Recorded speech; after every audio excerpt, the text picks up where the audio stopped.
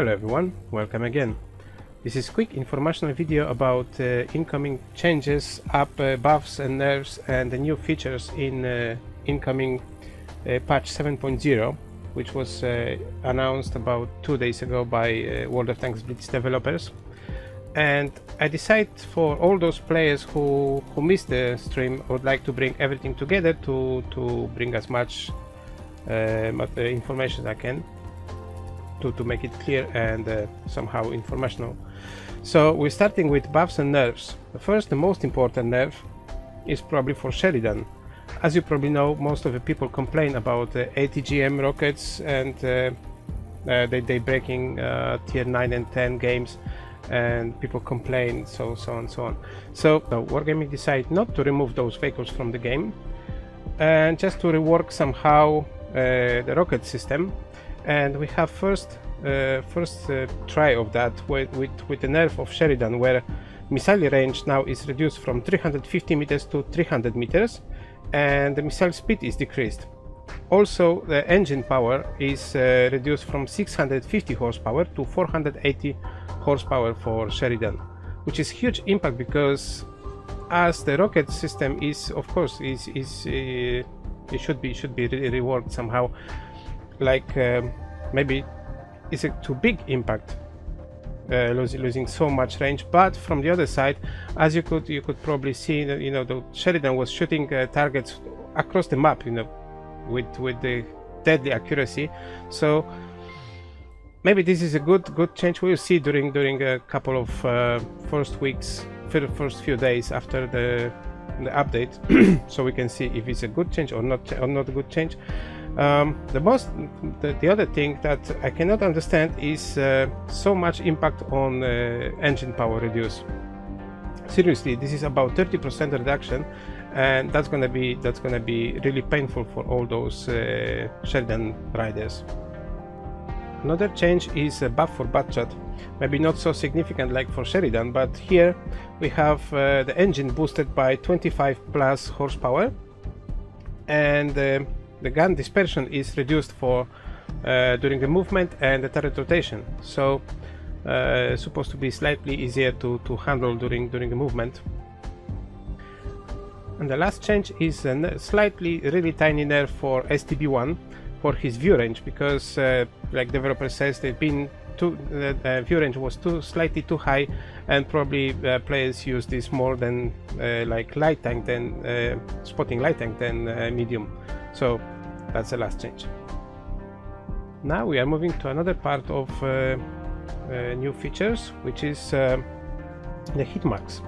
This is quite important change because finally we can see all the places when we've been hit by the enemy shells.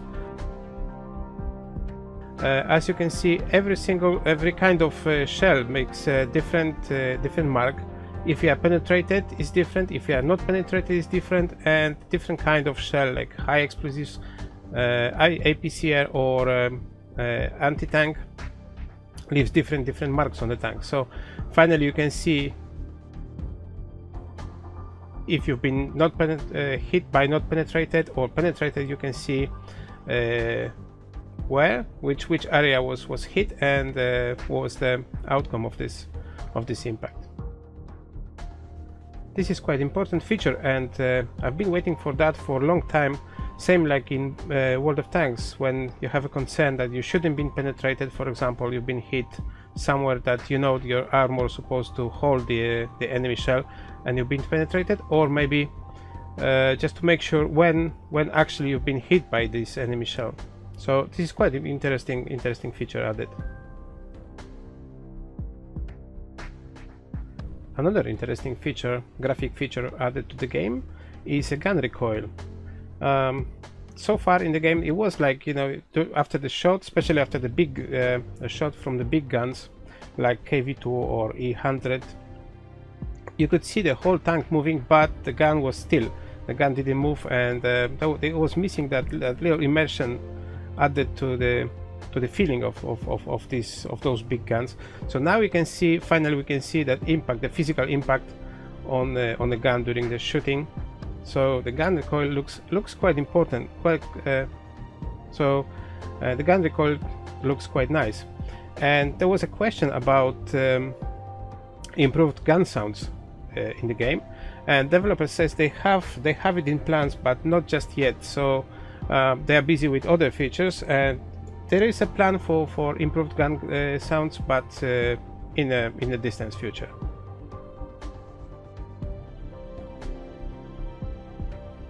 Another interesting feature added to the game is track trails, and developers decide to make it disappearing, like you can see it here, and they disappear like after 10 seconds, just because of the impact on the performance of the gaming devices. Because imagine if you have 14 tanks in the game, and all of them leaving the tracks, and those tracks are gonna stay until the end of the battle.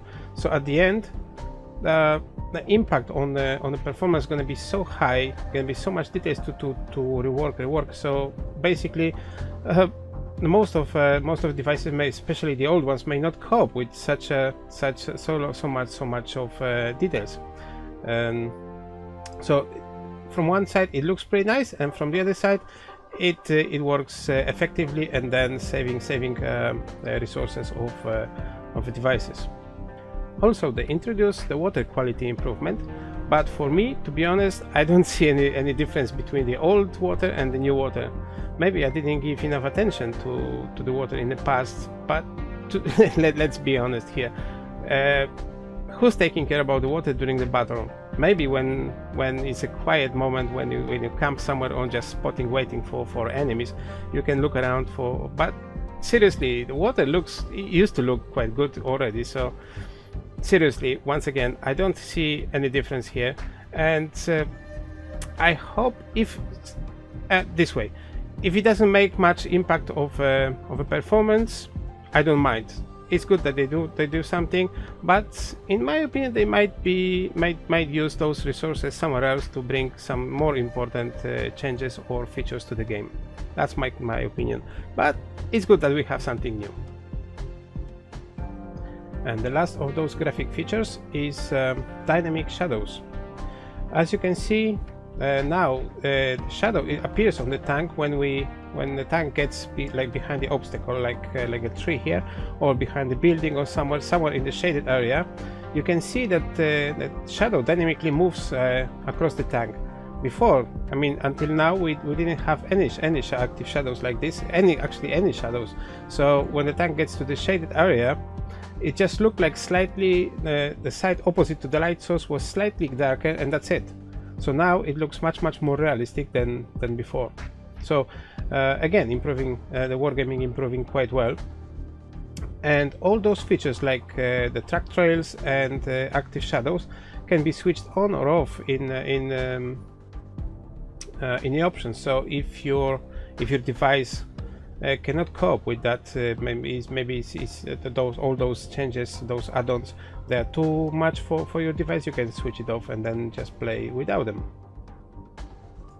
And now we are moving to the most interesting part of this update, which means the new tanks. There is a new branch of British light tanks coming to the game. That's going to be tier 8, 9 and 10, and they are coming from Comet on tier 7. So if you want to get straight to the action, you're supposed to collect about 140,000 of experience on Comet to get straight to tier 8, the light tank. And about the tanks, let's take a look. So let's take a look at them. All those British light tanks, the strong point of them is the highest in the game view range, as developer says. Plus they are all quite fast, about 59-60 km/h. This particular one is FV301. It has quite quick reload, 3.9 seconds, and alpha maybe is not so high, 180-190 HP per shot. But then if you combine that with the quick reload, that makes it slightly up. Plus very good penetration. As you can see, there is no problem to penetrate anything here. Even Tiger 2 armor was penetrated. So all together, that makes this tank really up. if you look here, if you see here, also gun depression is quite impressive. And altogether, seriously, in this game comes to if this tank comes to the game as it is, that's gonna be really OP tank. The fast, good, quick shooting. There is no HESH ammunition in this, because as a British tanks they have no HESH ammunition. There is only HE and APCR ammo. But anyway, if you manage to detract the enemy, for example, this is perfect machine to hold enemy on detract and then just suck the HP out of your enemy. Seriously, that's gonna be really good op tank at the beginning.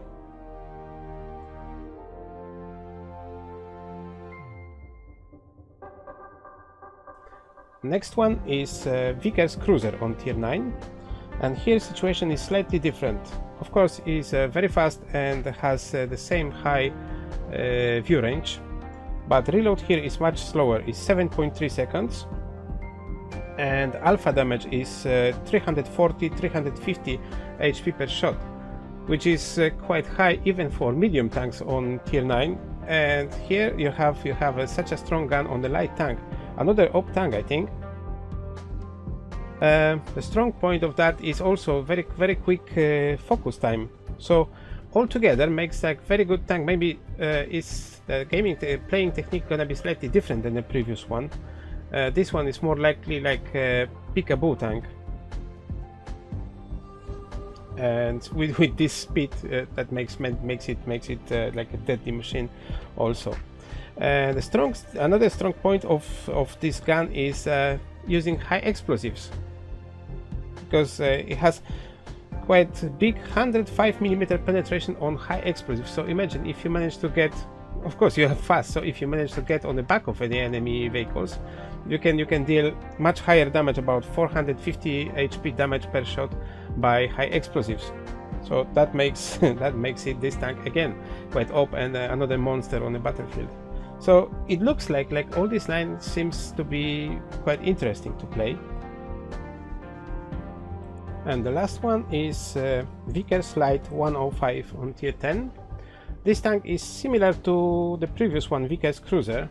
At least the game style is similar to this tank, because it has 6.5 second reload and 380 up to 400 damage per shot, which means pretty similar to the previous one. Like I said, it's still fast, about 60-65 km per hour, with a slightly slower acceleration, but it's still fast. Something similar like Batchat. So basically we have another Batchat, fast and effective with effective gun, just without autoloader and a slightly different gun parameter. Of course, it has, like I said before, has the highest view range in the game, which is 280mm base, and then if you use optics, may boost it up to 330 meters, which is massive. And that's it. Basically, it's the same kind of a tank like the previous one. What's the weak point of those tanks? Of course, lack of armor, but we are talking about the light tanks, so it's quite obvious. Alright, that's pretty much all that I wanted to share with you about this incoming update, about the new features, informations, etc. So if you like this material, thumb up, and maybe you would like to leave a comment, you get something to ask or something to say, you can drop the comment below this material. If you like my materials, subscribe to the channel and come back for new stuff which is still coming in. And that's it for today. Thank you everyone for watching, and see you next time. Take care.